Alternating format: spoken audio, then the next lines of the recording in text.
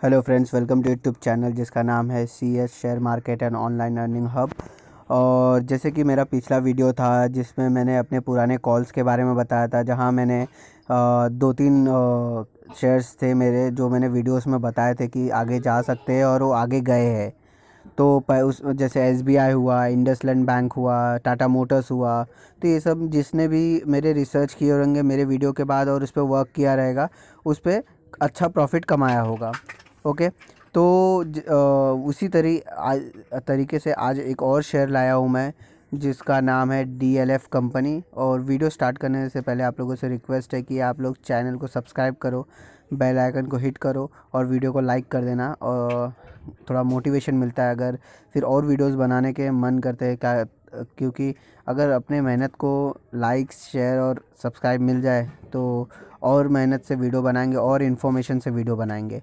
तो चलिए, video start करने से पहले मैं और एक बात बताना चाहता हूँ। ये मेरा रिसर्च है जिस पे मैं अपना पॉइंट ऑफ व्यू रख रहा हूँ।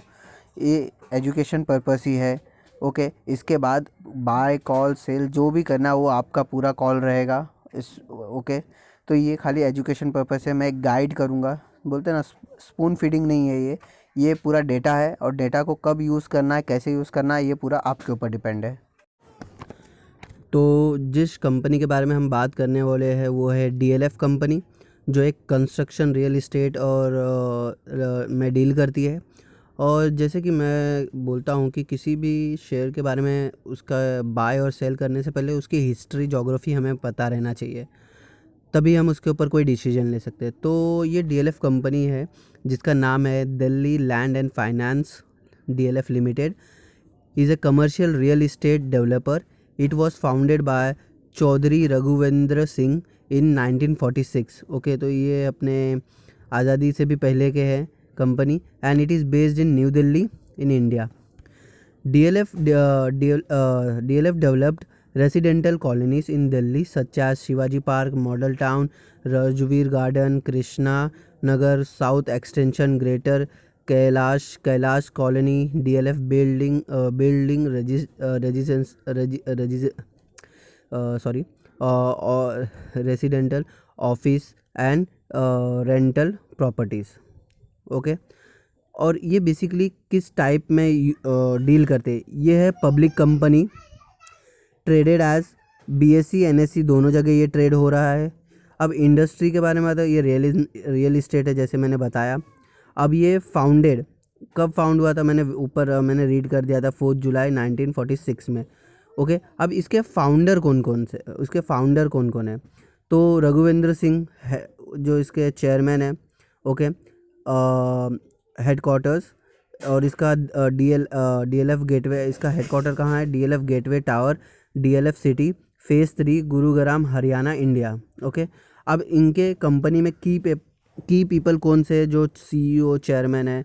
जैसे खुशहाल पाल सिंह जो चेयरमैन है, राजीव सिंह चेयरमैन है, राजीव तलवर सीईओ है और मोहित गुजरल सीईओ है। ओके। तो इनके किस प्रोडक्ट में ये मोस्टली डील करती है? तो offices, apartment, shopping mall, hotels, golf course और इंफ्रास्ट्रक्चर। ओके। अब इनकी रेवेन्यू की बात करें तो रेवेन्यू बहुत नीचे हो चुका है, गिर चुका है, एकदम डिक्रीज्ड हो चुका है, 6,888.14 करोड़। इसीलिए मैं ये शेयर लाया हूँ क्योंकि इसका रेवेन्यू अभी डिक्रीज़ हो चुका है, इसीलिए ये शेयर लाया हूँ। फिर ऑपरेटिंग इनकम क्या है इसका? इंक्रीज़। बट एक गुड न्यूज़ है, जहाँ उनका ऑपरेटिंग इनकम इंक्रीज़ हो रहा है जो है 653.47 करोड़। ओके। नेट इनकम, अगर अपना रेवेन्यू ही अपना डिक्रीज़ हो चुका है, अपना नेट इनकम कहाँ से इंक्रीज़ होगा? तो नेट इनकम भी डिक्रीज़ हुआ 583.19 करोड़ और इनका टोटल एसेट्स भी डिक्रीज़ हुआ 5729.28 करोड़ और इनका टोटल इक्विटी इंक्रीज़ हुआ है जो है 3446.74 करोड़। ओके।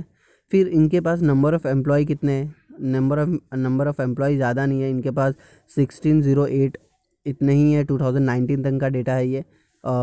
तो इतने ही एम्प्लॉय अवेलेबल है। कंपनी ने एक जॉइंट वेंचर किया था जो Haryana urban development authority and DLF in 50-50 joint venture has completed work on 16 lane 10.5 kilometre road network in Gurugram.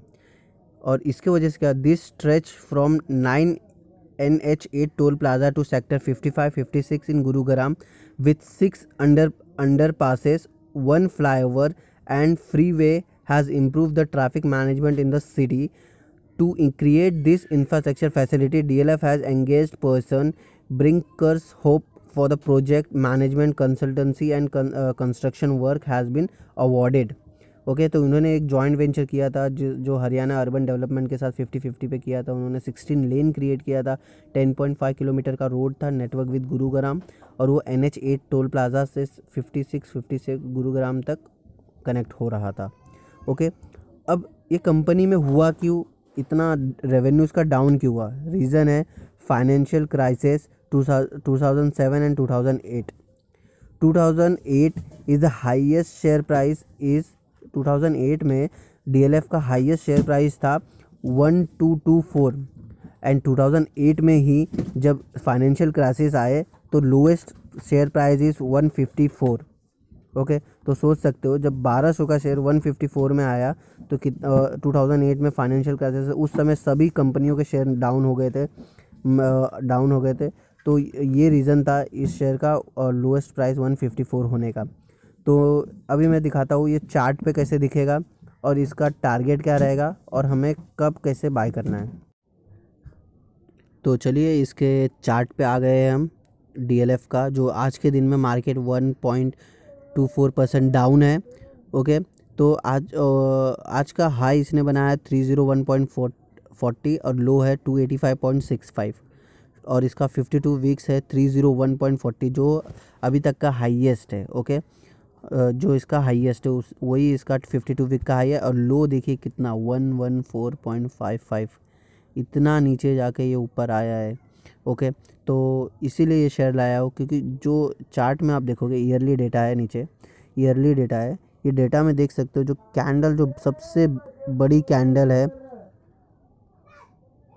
वो है 2008 की, जहाँ पे देखिए मार्केट डाउन पूरा क्रैश हुआ और उसके बाद धीरे धीरे वापस गेन कर रहा है। अब ये रीज़न भी है इसका क्यों इसको मैंने लाया व्यू में, इसका बारे में भी बताऊंगा। क्योंकि न्यू बजट में कंस्ट्रक्शन सीमेंट कंपनीज को फ़ायदा है इस साल के बजट में, और ये भी रीज़न है ये शेयर इस साल ऊपर जाएंगे। ओके, तो बजट ही इम्पोर्टेंट रोल प्ले कर रहा है इसके अंदर, क्योंकि कंस्ट्रक्शन और सीमेंट कंपनियों को लॉस जो हुआ है ड्यूरिंग लॉकडाउन, क्योंकि प्रॉपर्टीज़ नहीं बिकी है, क्योंकि जिसके पास पैसे ही नहीं रहेंगे वो प्रॉपर्टी कहाँ से खरीदेगा, तो इनका सबसे ज़्यादा बिजनेस इफ़ेक्ट हुआ है लॉकडाउन में। तो उसको कंसीडर करते हुए बजट में कंसीडर किया गया है और उस वे में इनको कुछ एग्जेम्पशंस दिया गया है, तो उसके फ़ायदे की वजह से ये शेयर प्राइस ऊपर जाएंगे। ओके, तो जैसे कि आप देख सकते हो चार्ट में, ये ईयर का चार्ट है जो ग्रीन कैंडल क्रिएट कर रहा है।